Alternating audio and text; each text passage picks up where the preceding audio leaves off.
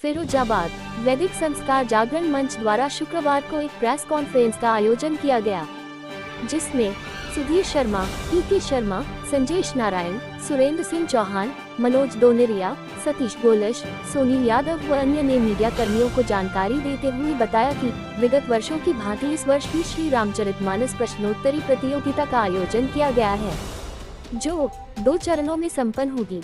श्री माता प्रसाद कलावती देवी शिक्षण संस्थान में 23 मार्च को प्रथम चरण में लगभग 1200 छात्र छात्राएं बहुविकल्पीय प्रश्नों पर आधारित परीक्षा देंगे और द्वितीय चरण में चयनित 201 छात्र छात्राएं 30 मार्च को लिखित व मौखिक परीक्षा के आधार पर प्रथम, द्वितीय, तृतीय एवं 11 विशेष प्रोत्साहन पुरस्कार प्रदान करे जाएंगे।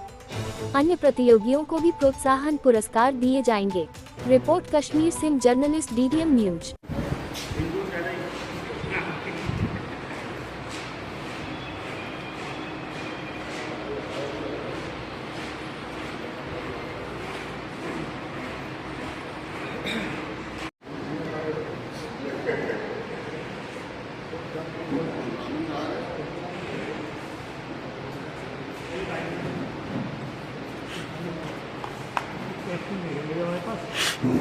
को स्थापित करने का उद्देश्य मुख्य रूप से भारतीय समाज में जो नैतिक पतन की स्थिति आ रही है, उसके लिए कोई सकारात्मक आदर्श उनके सामने रखने का विचार मन में था।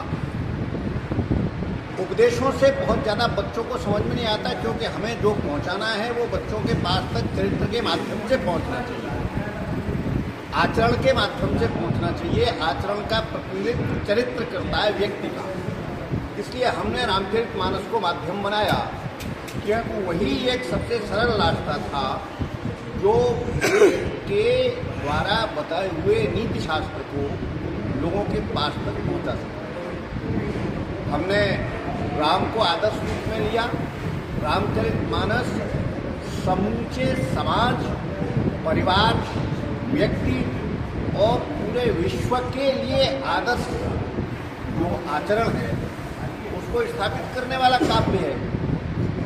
इसलिए हमने रामचरितमानस को अपने सामने रखा, उसकी प्रतियोगिताएं कराई, अंताक्षरी कराई। प्रश्नोत्तरी की प्रतियोगिता जो होती है वह प्रतियोगिता हम पूर्ण निष्पक्षता के साथ संपन्न कराते हैं। ये प्रतियोगिता कहाँ होगी और कौन सी तारीख को होगी? ये माता प्रसाद कलावती देवी में 23 तारीख को संपन्न होगी और प्रथम चरण। फिर इसके बाद प्रथम चरण में जो 20 बच्चे छांट लिए जाते हैं, 200 बच्चे छांटते हैं। उसके बाद फिर